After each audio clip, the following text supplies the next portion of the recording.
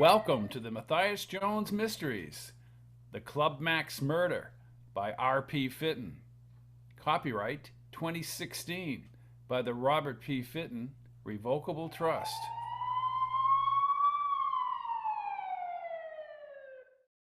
Chapter 1. Daniels knew the woman was employing her nefarious trade upstairs once again. He opened his eyes in total darkness. Above him, the third-floor ceiling shook his entire apartment like the rotor blades from battlefield choppers attacking an encampment. The thumps accelerated as he rolled out of bed and reached for the lamp. He flipped the switch and his eyes ached. His carved wood pipe and gold-leaded blue-bound edition of The Adventures of Sherlock Holmes, the stories he liked to read before sleeping, were strewn across his tiny bedside table. Now fatigue would follow him during his shift at the warehouse. If I ever reported the goings-on up there, there'd be serious trouble. He reached for his navy velour bathrobe as the racket persisted, and he pushed his arms into the sleeves. Then he tied the robe tightly, pressed his lips together, and stepped into his fur-lined slippers. His twisted gray hair stuck up straight in the side mirror. He rolled his eyes and combed his fingers through the mess. Who cares how you look, Daniels? He was going up to complain about the floozy upstairs. In the dimly lit outside hall, he planted his feet on the matted rug and peered up the varnished banister. Now the stereo bass resonated through the plaster walls.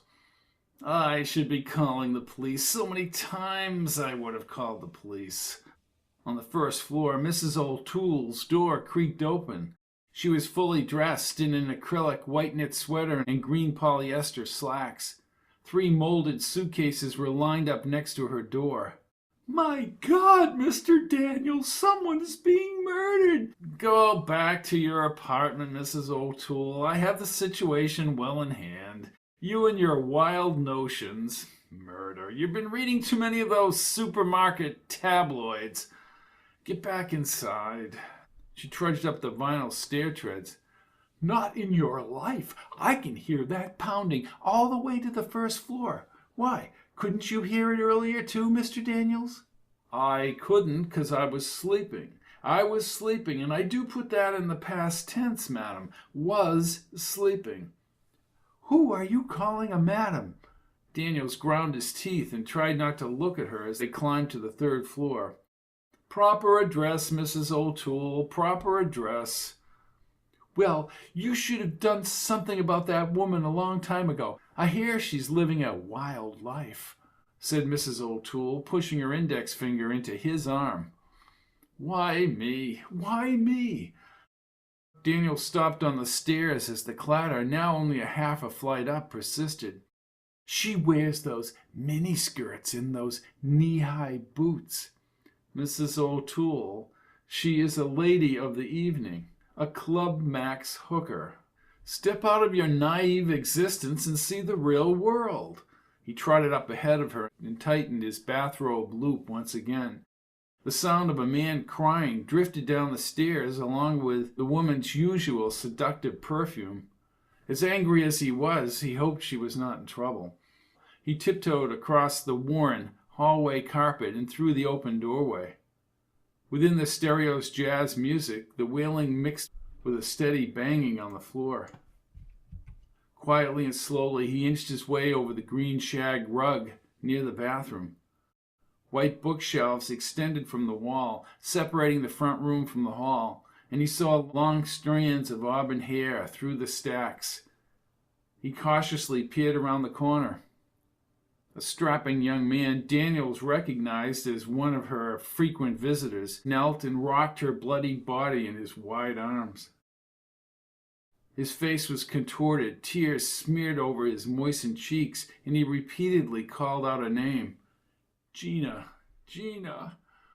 Oh my God, said Daniels, his hand shaking as he realized the woman was indeed dead. What the hell have you done, young man? Said the young man, his eyes, said the kid. No, no, shouted the young man, his eyes wide as he looked up at Daniels. He quickly let the woman slide onto the rug, and he leaped to his feet. Panic overtook his face when he glanced at the body and then rumbled like a steer out of the pen. Daniels jumped aside as the young man agilely darted past Mrs. O'Toole and then cascaded down the stairs. "What's going on in there, Mr. Daniels?" she asked loudly. Nothing, Mrs. O'Toole. Stay back, please." He attempted to remain calm, retreated, and abruptly escorted her into the dimly lit hallway. "Why are you pushing me?" She broke free and stomped inside. Her high-pitched scream only added to the confusion. "Murder! I knew it was murder." "I warned you, Mrs. O'Toole. I'm calling the police." Daniels galloped downstairs to his own apartment. Mrs. O'Toole's lamenting continued outside as he scrambled to his bedside phone. He placed his finger on the emergency police number. Something loud erupted in the back alley as he called the police station. He pulled the twisted phone cord to the window as the young man from upstairs, seated on a motorcycle, spun onto Atlantic Ave. PWPD, this call is being recorded. Officer Crimmins speaking. "Murder. There has been a murder. Apartment. Oh, God, I'm drawing a blank." Slow down, sir. Slow down. Where are you calling from? Daniels cleared his throat and spoke slowly. "Charles B. Daniels, Covington Arm Apartments, corner of Covington and Atlantic, in Prince William." Who has been murdered, Mr. Daniels? "The woman upstairs. I think her name was Quintel. Her boyfriend just ran out." "You saw him?" "I assure you I have noted and will note every detail of this case. Big athletic young man. Looked like a football player.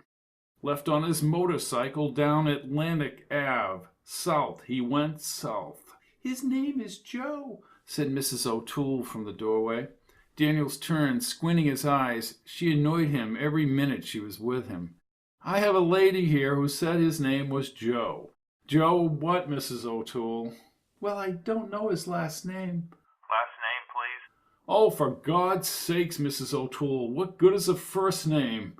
Last name? repeated Crimmins. "No, I'm sorry, officer." He mustered a sharp grimace for Mrs. O'Toole's benefit. "We do not have a name. He was a tall, big frame, big face, brown hair, thick. The case would be cut and dry." Driving a motorcycle? said Crimmins. Yes, driving a motorcycle." Okay, we have people on the way. Does anyone require medical help? "She needs a psychiatrist."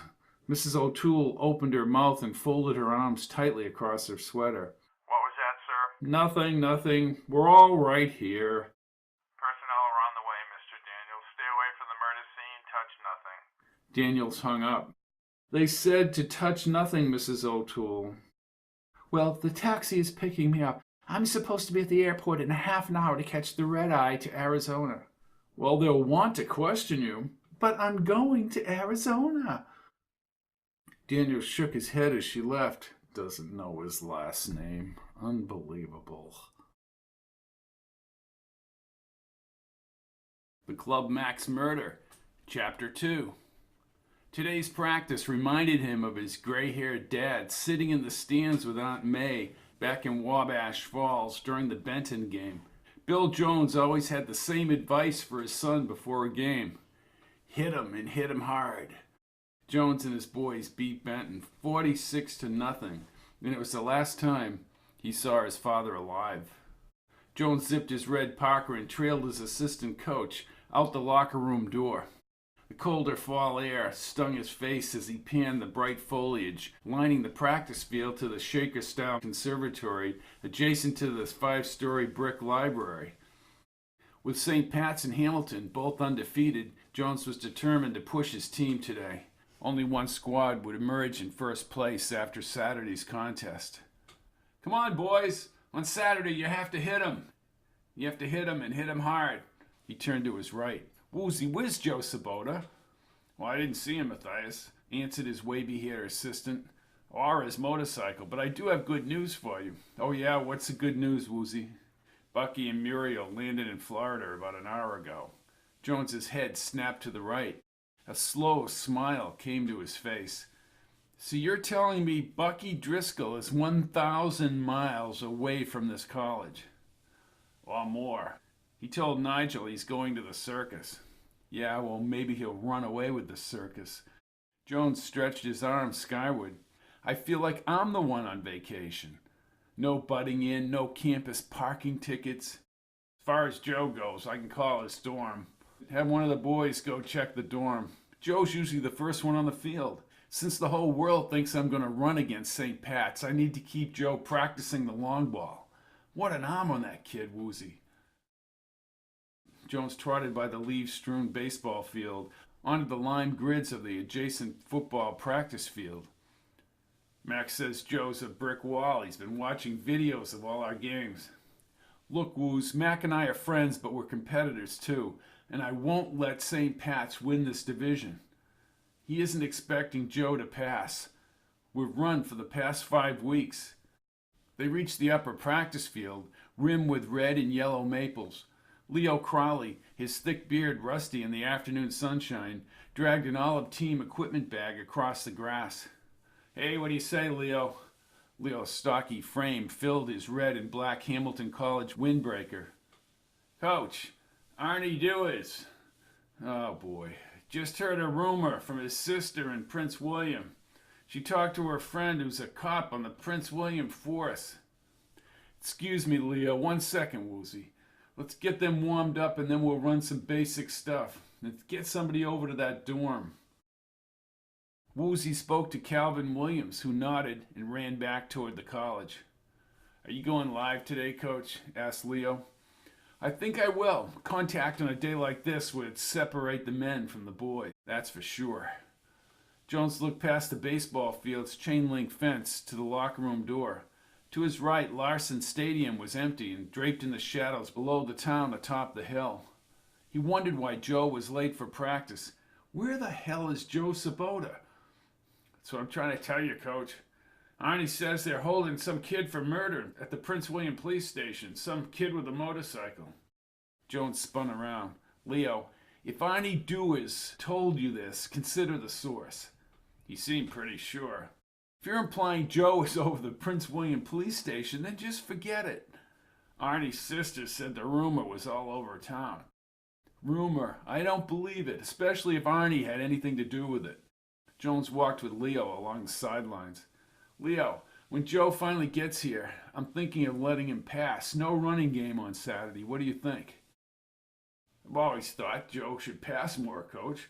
Won't be expected, will it? Nope. Kid's the most natural athlete I ever saw. Jones nodded as Woozy brought the team through calisthenics, accompanied by a loud, verbal cadence. The sunlight filtered through the half-bare maples, producing a yellow glow through the wide leaves. A shiny black low rider rolled along the outside fence. Jones thought he saw a pair of binoculars in the open passenger window. He turned back to the team as the boys went through simple line and passing drills. He waved his assistant coach over. Woozy, holding his clipboard, ran across from the line. Coach, you want me to start some plays? What I want, Woozy, is Joe Sabota out on this field. This is a critical game on Saturday, said Jones, rubbing his numbed hands together. Calvin Williams gave the thumbs down sign as he ran back to the practice field. Nobody's seen Joe, Coach. Thanks, Calvin. Get back with the team. The low rider's tinted window moved upward and the car looped around the fence opening. That low rider keeps going back and forth along the fence. What's going on here? I need Joe out here practicing. He's the backbone of this team. I can't use little Larry Resnick against the St. Pat's line. Resnick and Sabota hate each other, said Leo. I'm not going to base strategy on who does or does not like somebody else. Jones pressed his lips. On second thought, Leo, check the locker room for Joe, will you? You want me to call the Prince William police station? Will you stop with the police station business? Jones shook his head and watched the team. Arnie has everybody all revved up. Leo, just track Joe down. You got it, Coach. As the large-framed Leo trundled across the lower field to the gymnasium locker room, the low rider's engine rumbled like a truck along the fence. Jones glanced over his shoulder and approached the team. All right, you guys, we're going live. I need Resnick at quarterback. Woozy opened his mouth. The thin-framed Resnick, a broadcaster at the campus radio station, ran across the field. His shoulder pads were askew and he squinted his blue eyes in the sunshine. He looked perplexed as his breath steamed into the colder air. You want me at quarterback? What about Joe? Sabota isn't here. I'm sure you can see that. Larry, I want you to run through the plays at quarterback until he gets here. Resnick smiled. Thanks, Coach. Wait a minute, said Jones, holding his arm. Don't think I'm starting you on Saturday. Joe's going to be the starting quarterback. Just because you two don't get along, I don't want any problems. Oh, we get along okay. Yeah, right. Just don't rub it in his face when he gets here. The low rider pulled away from the fence toward Hamilton Street. I understand, Coach. You're pretty good on the campus radio station, Larry. You have to prove yourself on the field. I will. All right, let's try the long yardage game, Jones called out. We have no linebacker, said Woozy, looking across the field. Just put anybody in there. This is an offensive drill, Woozy. As Jones stood back, Woozy dragged a large kid named Busey from the sidelines. Again, Jones faced the distant locker room. He was worried about Joe. Something wasn't right, and Leo's rambling about a kid being held for murder shook him. Resnick ran the long yardage play, but he bobbled the ball. Jones held back any criticism. The cold weather impaired a firm grip on the ball. Resnick scrambled quickly from the next snap, but his pass was at least 15 yards short of Joe's easiest toss. The orange sun lingered within the steel-blue clouds behind the sinewy branches as the colder air sunk across the valley. Leo was unable to locate Joe Sabota. Joe's friends and arrogant roommate had checked out the dorm and campus center, but Leo actually called the police station, yet no one would answer his questions. I'd say the cops weren't cooperative, Coach. Like they were deliberately holding something back, and Joe's roommate, well, he was downright hostile. Told me to mind my own business. I'm just trying to pretend that Joe being missing and the report from the Prince William police station are not related, said Jones. His players were tired from 2 hours of grueling contact. Arnie Dewars' blue lumber truck squeaked along to a stop by the chain-link fence. Oh no, this is the last thing I need is to listen to Arnie Dewars. Hey, Matthias! Jones realized he was trapped. In his blue-striped Dewars shirt, minus a jacket or hat, Arnie ran through the street gate. He continuously pushed his black-rimmed glasses up his oversized nose. Matthias! What can I do for you, Arnie? We're trying to wrap things up here. Your boy, he's in big trouble. How do you know this? Arnie shivered and then elbowed Jones in the ribs. Can't keep track of your own players, huh? Do you have definitive information on Joe Sabota? Arnie's hands shook as he lit a cigarette. Man, it's cold here. God. Don't you believe in hats and jackets, Arnie? Nah, jackets are for wimps. His hands shook as he inhaled the cigarette. Man, it's colder than a witch's. Arnie, what did you hear about Joe Sabota? See, my sister, she knows guys on the force. They brought in some kid on a motorcycle. Did they specifically say they brought in Joe Sabota? Well, Arnie pushed his finger into Jones's shoulder. Scared you're gonna lose the big game, huh? So in other words, you know nothing. Hey, don't blame me you centered your whole game around one guy. Did anybody ever tell you you're a pain? It's my modus operandus. Operandi. Yeah. Arnie's phone sounded. Hey, yeah, Buckster. How's the beach bum? And how's the chick situation down there? Jones rolled his eyes. I have to go, Arnie. Okay, Matthias. Yeah? What? Oh, no, he's right here, Bucky. Jones took 2 steps toward the team, and then he turned. Wait. Arnie, give me the phone. Arnie handed the phone to Jones. Jones ripped off the back casing and threw the battery on the grass. Hey! Get this straight, Arnie. Do not mention anything about any kid being held at the Prince William police station to Bucky. So, you knew I was right about Prince William, he said, picking up the battery. Just covering my bases. You keep your mouth shut, Arnie. What's it worth to you? Jones stepped up to Arnie.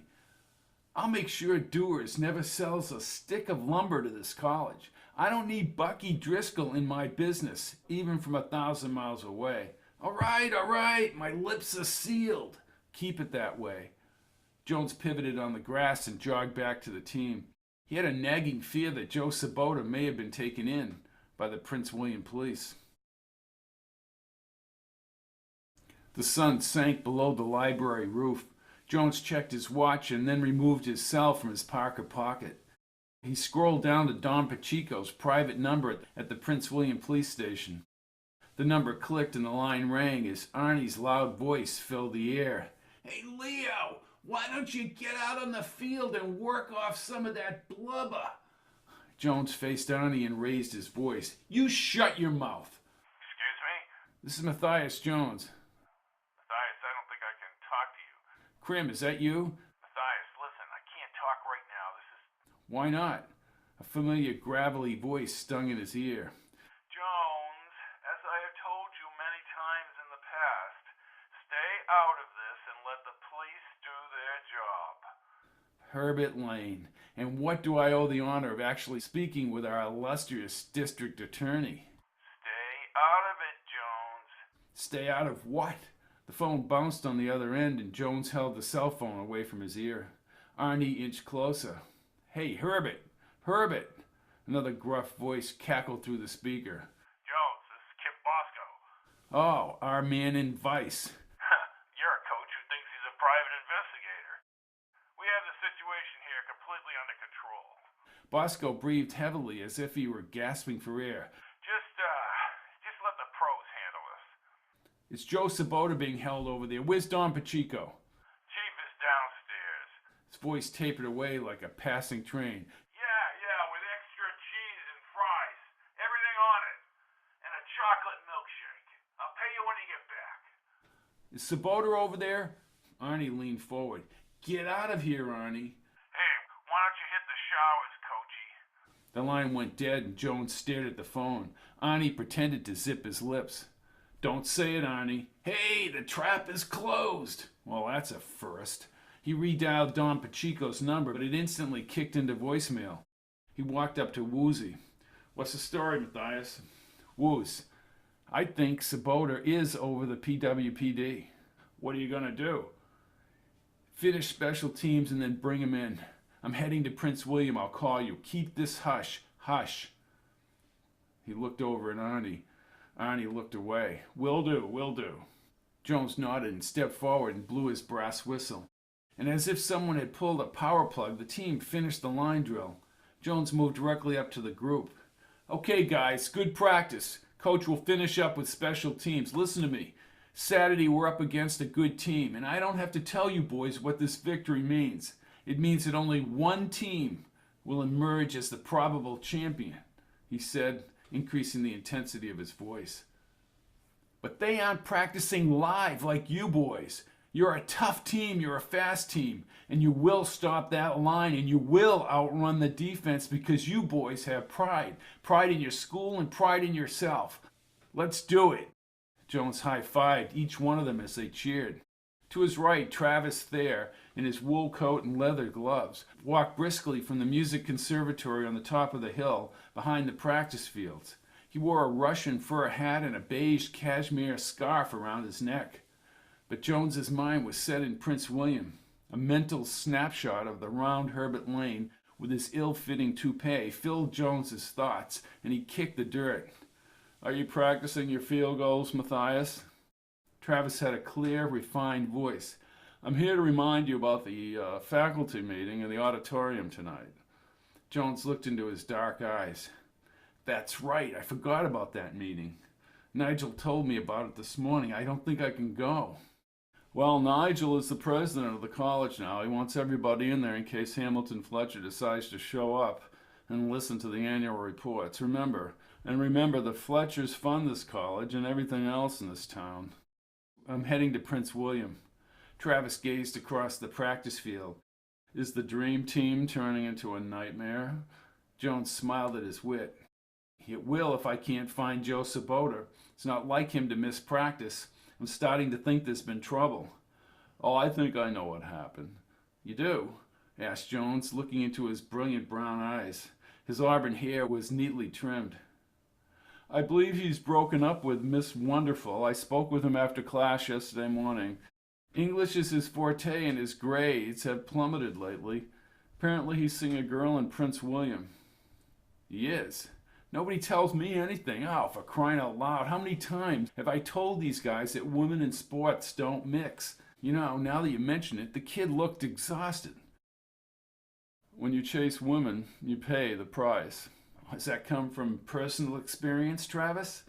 His perfectly formed white teeth flashed a momentary smile as if he were recalling some distant affair.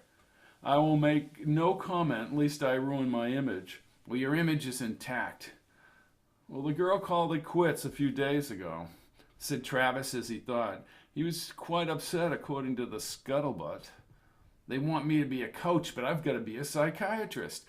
Resnick and Sabota hate each other. Sabota is out chasing some girl in Prince William. Whatever happened to Marlena Peterson? Their on-again, off-again relationship is quite finite. Matthias, you don't keep up with the college social scene. I can't keep track of my own problems, Travis. Any idea where this woman lives in Prince William?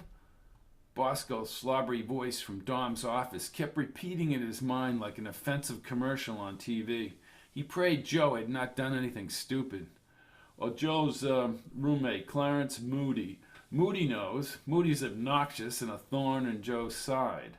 More scuttlebutt? No, that's a private matter. Well, I have to go to Prince William. Why don't you tag along? As long as we're back for the meeting. Yeah, sure. What's so important in Prince William?